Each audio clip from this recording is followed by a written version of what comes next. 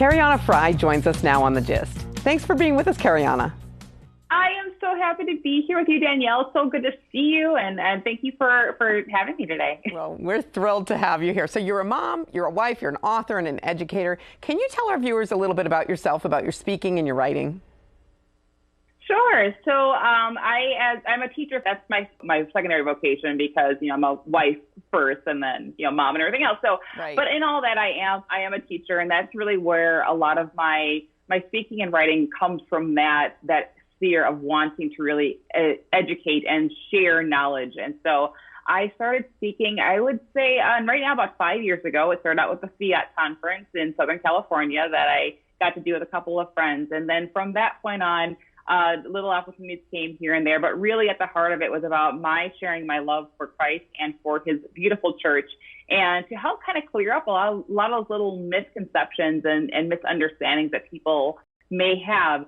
My background, actually, I was raised not as a Catholic, so I converted to Catholicism when I was in college, and I just love learning more and more about our church and then sharing it with people that I can, which does lead now into writing and everything else. Right. So what's the story there behind your conversion? I always say that it was Mother Mary who brought me home. It's one where I had my best friend in high school was Catholic, and whenever I would stay overnight at her house, if it was a Saturday night, I was going with them to Mass the next morning. And I like to say to my fellow moms and fellow parents, that is a great way to evangelize to your kids' friends and even to your kids, because we're not only called to be Catholic on Sundays, of course, but we're Catholic all the time. And just by extending that small invitation of, hey, it's Sunday morning, we're going to go to church together, and you make it this wonderful event that it is. So I was exposed to the church early on, and in those formative years. And then when I was in college, I was seeking, and I went through various religions and looking to see, and I was actually seeking what I found in the Catholic Church. And there was a little bit of a pushback, because at that point I'm thinking, well, the church is old fashioned and it's not for women, and women are treated terribly within the Catholic Church, right? All of which are complete fallacies. Right, of course. But it was through, Mother Mary's gentle intercession and her walking along with me that I said, all right, this is where I need to be. And I am so grateful. I love that. Now, as an educator, you've created this journal that I want to ask you some more about. It's called The Virtuous Path, and it's a nightly examination of conscience that's written especially for kids. And I want to especially hear about the illustrations. Oh, of course. So I like to say that necessity is the mother of invention, and this came about as a need that I saw. So whenever I found myself, when I'm in line for a confession, I usually end up doing kind of an examination on the fly there, because I never have tools with me. And then I was thinking, how do I help my kids see the sacrament of reconciliation as this beautiful healing moment and this chance to really have this great conversation without feeling scared or shamed or even just unknowing. And so I know how beneficial a nightly examen is for us as adults, and I want to bring that same thing to kids.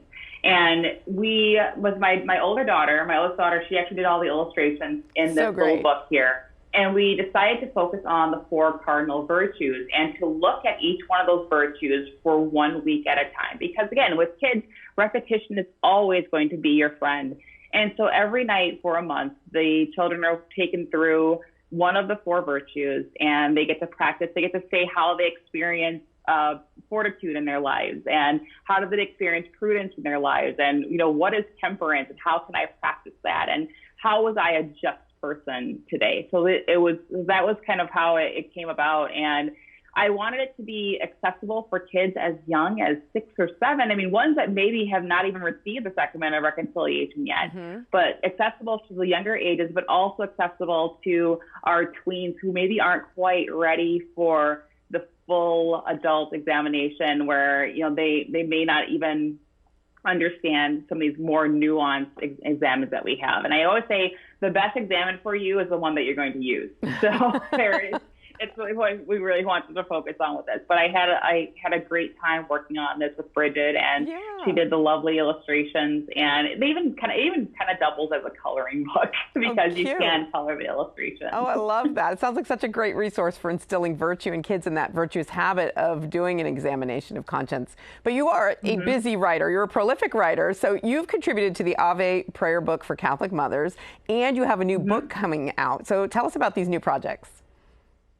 I'm so excited. Working with Ave Maria Press has been lovely. And the Ave Prayer Book, I get to join with some of my closest Catholic mom friends on this publication, where we all get to share some of the prayers that really connect with us.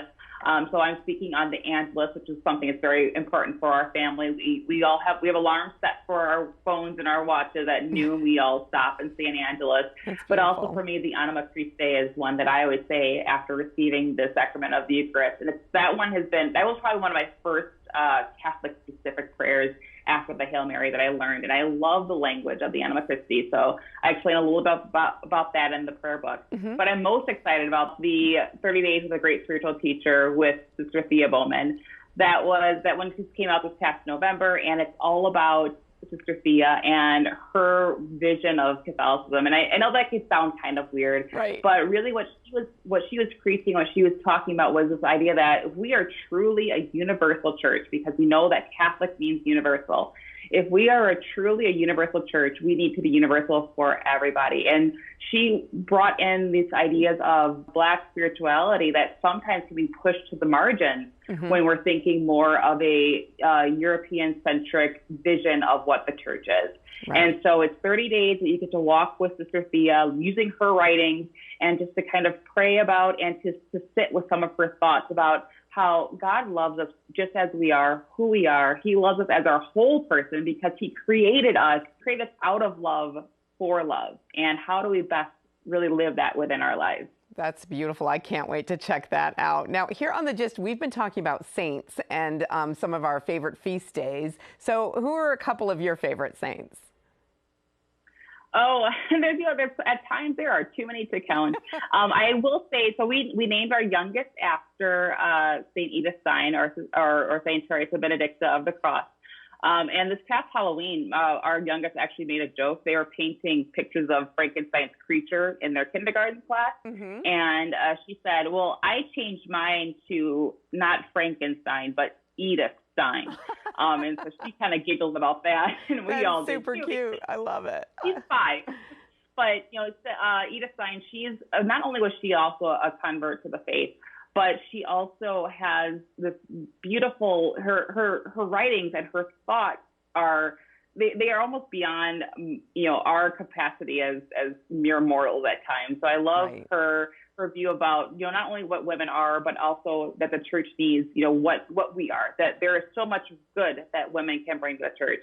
I also have a special love for Julia Greeley. She's a servant of God, and she's best known for her work of service in the Denver area. And if you don't know my friend Julia Greeley, I invite you to really learn about her and to see how she really served her community at a time when her help probably wasn't really even appreciated or even wanted because of the social strictures of the time. I love it. I love it. Those are a couple of my favorites as well. So real quick, before we have to wrap up, tell us where people can learn more and they can follow you.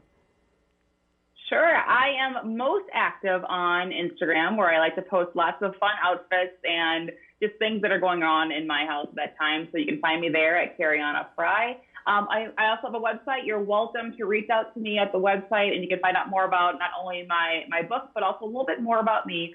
So those are 2 places that you are more than welcome to come and visit me. And I always love reaching out to people and connecting with people on Instagram. That's probably my favorite platform. Yes. I will be. Karianna's a real great follow on Instagram. I really encourage you to check it out. Karianna, thank you so much for being with us here on The Gist. Thanks for having me, Danielle. Have a great rest of the day. Goodbye, everybody.